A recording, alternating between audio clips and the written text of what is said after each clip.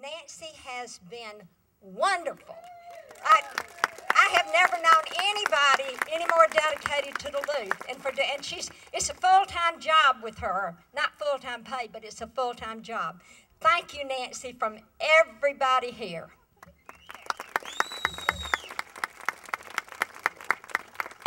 Wow, that's a huge compliment, isn't it?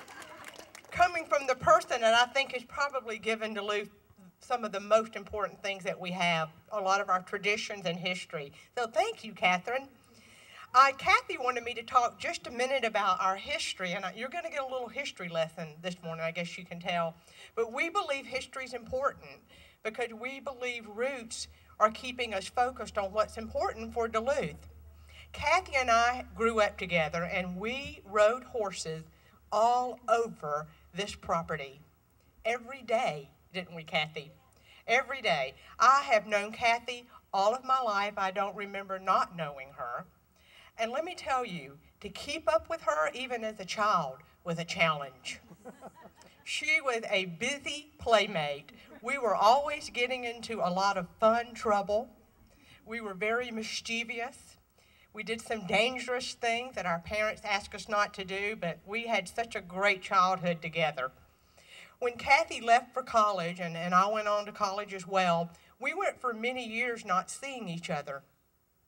But our friendship is the kind that over years, it doesn't matter when we get back together, there's always that mutual love for each other.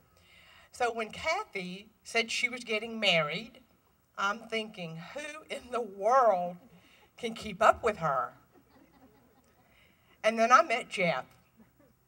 And Jeff, you have done a great job. 25 years of a very successful marriage.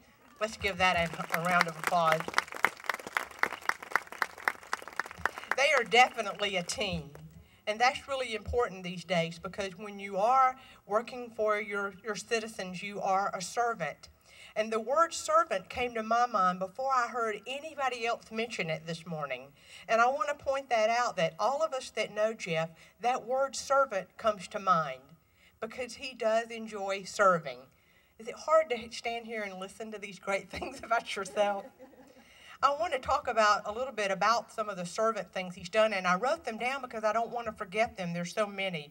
Catherine mentioned a lot of them, but Jeff is very active in our community and has been for many years. And you may not know that because Jeff is not the kind that looks for the spotlight. He's the hard worker. He does the jobs that people may not want to do. He was very involved in the Fall Festival and made significant changes that made it better. He is a true Rotarian, and I've seen him work in many community projects in that capacity. He's very involved in his church, and he was very involved in his children's school when they were in high school. So he's been a community servant for many years.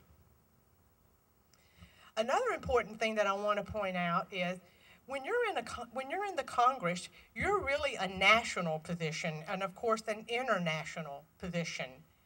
And Jeff so qualifies for that position. Jeff is a scholar. He loves to read. He loves history. He loves and enjoys government.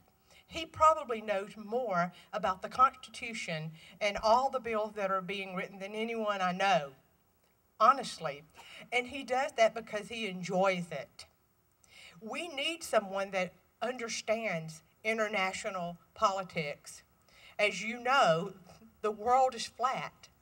We all have access to the entire world, and Jeff has that knowledge, and his vote could be powerful for us. We need those kind of global thinkers in our Congress. Jeff will be our voice. He will be our local voice. And the one thing I heard Jeff say to me, that he realizes that the answers are local. And he will set up ways that he can communicate with the local government to help us with our projects. I want to tell you, just from being mayor for 3 years, I have seen how frustrating it is to work with the federal government when it comes to accessing money and then actually receiving the money for projects. There are so many roadblocks in front of us. many of you will ask about transportation projects, and it's almost embarrassing for me to have to say, well, I'm sorry, we've had another federal delay, or we've had another state delay. That sounds like I'm making that up, but those roadblocks are there. And Jeff can be a link for us. We need someone to listen. We need to control our spending, and I know he's very concerned about that. Jeff is also very concerned about health reform. I know that he has made many trips to Washington, D.C., he and Kathy, trying to make a difference. I would say that Jeff has done everything a citizen could do to try to make an impact with our congressman, and it doesn't work, does it, Jeff? I know on one trip that he and Kathy hand-delivered 75 letters that day, just trying to make a difference, trying to get people to listen to what we're saying here in our local communities. So Jeff came to the conclusion, I've got to join them. I've got to get in there, and I've got to run. And if I'm really going to make an impact, I've got to get involved at this level. So Jeff is saying that it's time now for him to run and be our congressman, and not only represent Duluth, but represent Gwinnett and represent Georgia. So it is without hesitation that I fully publicly endorse you, Jeff Fincher, and welcome to the stage our next congressman.